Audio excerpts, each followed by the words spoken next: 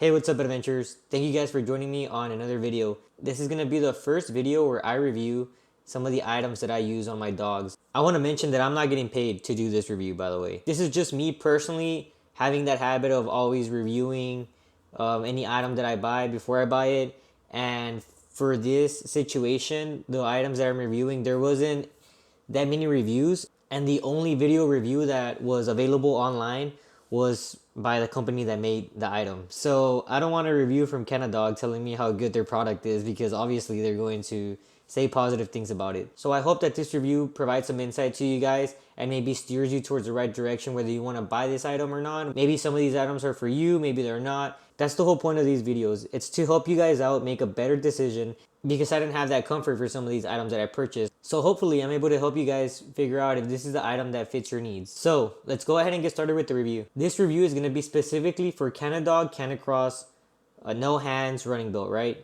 I'm also going to go ahead and review some of the carabiners that I bought and the one that I found that so far fits me the best. So I'm going to actually show you guys how it looks first, and then I'm going to go ahead and start reviewing the pros and the cons of it. Okay, so this is the belt right here.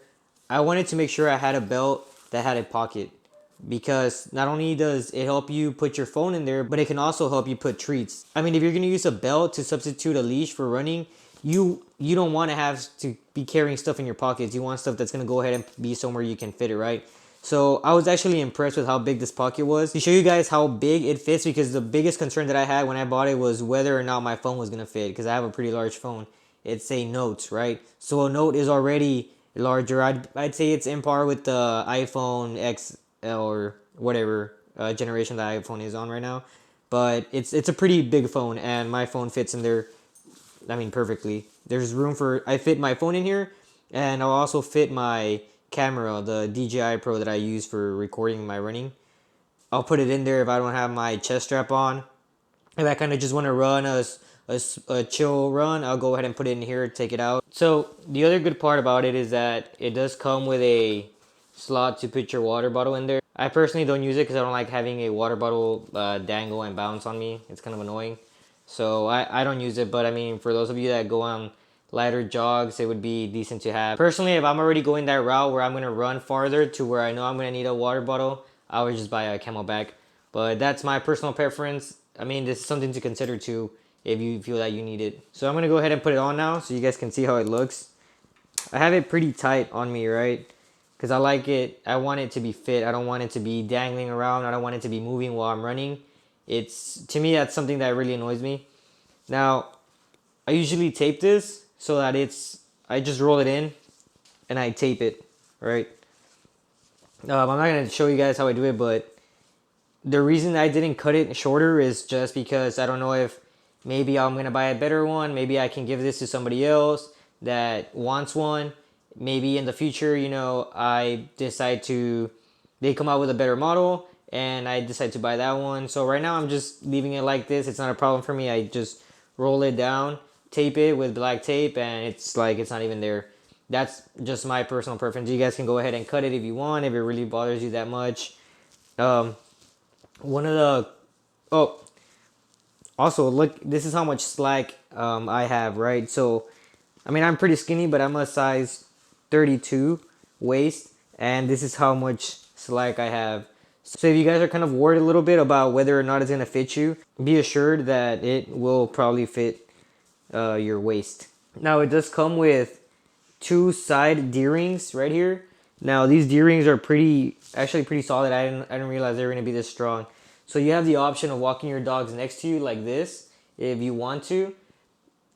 Personally, I prefer my dogs to run in front of me, because when I did try running with them on the sides to kind of keep them separate, my dogs would naturally just go back to the same exact position. So it ended up being better for me to just use the 2 front ones right here. So the 2 front ones are actually very sturdy. I didn't realize they were going to be this sturdy either. Now, take into consideration how big my dogs are too, right? Ghost is 98 pounds right now. Fen is 88. I just weighed them like 2 days ago. So the fact that they're almost hitting 100 and they're able to run with this, right, is good. Is a good testament to this. The way I do it, right, is I put these together like this, and I have my carabiner, and I'll hook the carabiner in both, and I'll hook this to the leash. I'm gonna give you guys some tips right now so you guys don't make the same mistake I did. When I bought this, I didn't realize how long these were gonna be, these two links right here.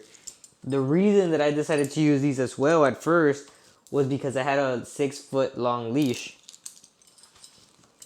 So I used two 6-foot long leashes to run with my two dogs. Now I didn't take into consideration the slack of the leash. So for a 6-foot leash, this does not work. You're gonna need a shorter leash for sure. Because although my dogs do run in front of me, they don't like to get that far ahead of me to where my 6-foot long leash was extended. It was always slacking. It was always on the floor.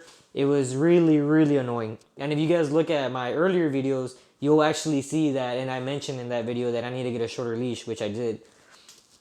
I ended up buying a 3-foot leash, and it was night and day. That one does hit, but it's long enough to where it extends, and it's short enough to where the leash doesn't just dangle everywhere, and I'm not tripping over it. My dogs aren't all entangled with it. Because you see, if you see my running videos, you'll see that sometimes as they're running, it gets underneath their leg.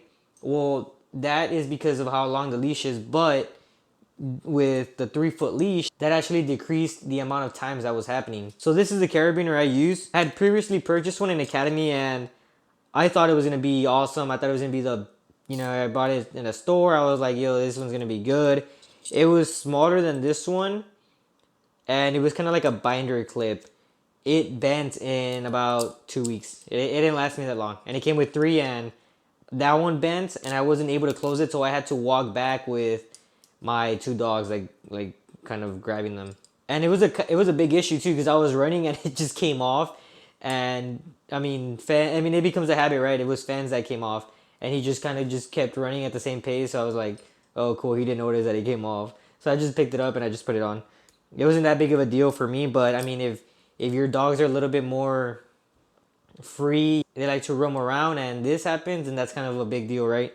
So you don't want that happening. You want to invest a little bit more into a fatter carabiner, a thicker, more durable carabiner. I have a really big one that's for paratrooping, but I just had that one on me, so I was using it, but it was too big because the leash was going like all over the place. So this one's a little bit smaller, and it fits my needs. It fits my dog's weight. It's able to take that weight so far. It's already been about a month that I have it, and it's a really good item, honestly. Now this one specifically says here it's not for climbing. The other one I have is for climbing. This one's not, and that's fine. I'm not climbing with it. It's not supporting my whole body weight, like if I were to fall, It's just to secure the belt to the leash. Now the one thing that I kind of don't like is that it rolls up like this. Personally, for me, I prefer the one that you just hook under it. It's a lot easier and it's a lot more practical. This one, I've noticed that sometimes as I'm running, it does loosen up a little bit. It's never loosened up to where it's all the way at the bottom, but I do keep an eye on it. And that's something to note too. But nonetheless, this one's a really good carabiner, and it's actually pretty cheap. It came with 3, and I was kind of surprised by the price and how durable it is. So now that we've discussed the product and I've shown you guys the product, let me go ahead and give you guys some pros and cons that I've already seen from using the belt, right? Well, the reason I ended up buying the belt was because I was tired of running with my two dogs on a leash. It was hurting my hands. I'm running. I'm trying to keep a good pace, and I'm over here with a 3-foot, 6-foot leash wrapped around my arm so that it's easier for me to control. And it was a big burden, man. I hated it. I was like, I need to find a solution. I need to find one fast because I like running, and this is getting annoying. It was okay to run with one leash with Ben when he was a puppy. But once I introduced Ghost and I kind of waited for him to grow up, so I didn't want to just start running with him right off the bat. Once he got bigger and bigger, then the 2 leash started becoming a problem, and I was like, okay, I need to find something that can suit my needs. So I ended up finding the belt, and I'm going to tell you right now, it was night and day. I was so used to running with the 2 leashes that once I put the belt on and I was just free, I was like, yes, this is awesome. My dogs were faster. They were more energetic. They were more engaged with the running because they were free too. They didn't have me holding them, or they didn't feel that pressure. Now they could go in front of me and be secured with the belt. It allowed me to multitask as well. Obviously, I'm not gonna be texting with my phone like, hey, what's up, I'm here running. But it allowed me to record as well, because now I can run like this while I'm recording. Because if I do put the chest strap on, I have a really bad habit of doing this, and you can start seeing my hands. So I'm trying to avoid that. So instead of putting the chest strap on, I go ahead and just run with one. And one, it slows me down, and it slows my dogs down too, which is something that I want. I don't like to barrel through my runs with my dogs. I like to take it at a slow, decent pace. Personally, for me, I have a couple of back issues from when I was in the Marine Corps. So using the belt actually helped me a lot with the weight, because when you're running with them, I felt like most of the weight was on my shoulders and on my back. Now, when you use the belt, the weight is on your hips. It's your center of gravity. As you're running, you feel more balanced. Your back is free. You're able to posture yourself at a better angle, as opposed to doing this with your arms and trying to figure out what's going on. You put it here. You put it on your hips. It's secured, and you just run, and it's easy. You go with the flow, and it's a lot easier, and it's a lot better for your posture. I found that we were running longer, we were running faster if we had to, and it had a lot of improvements, not just for my range of motion, but for both my dogs and I's breathing. Now I'm gonna go ahead and get to some of the cons from using the belt. Unfortunately, my dogs go from 0 to 100 as soon as we start running. We'll be walking and it's cool, they're chill, it's a slow pace, and I hit the command, hey, let's go. And I start jogging, Ghost instantly knows, all right, man, it's sprint time. And I'm like, no, Ghost, chill, you're not sprinting. It's a jog, bro. It's a run. Calm down. But nonetheless, when you first start, for me, the dogs are very energetic, and they just go, man. The difference between you holding them like this and you using your weight, your belt, is that they don't feel that pressure pulling them back. They kind of feel more like they're pulling forward, right? With the leash, you kind of get to that, you can kind of correct them, because you have control of individually their necks. So you can, hey, come on, get over here. They'll snap, and they'll be like, all right, I'm coming.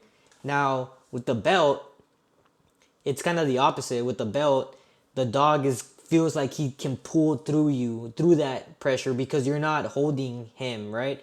Even if you were to hold on to the two leashes, it's still difficult to really control. Fortunately, this is an easy solution, and you can work with your dogs. I've already started implementing the stops and the slow downs.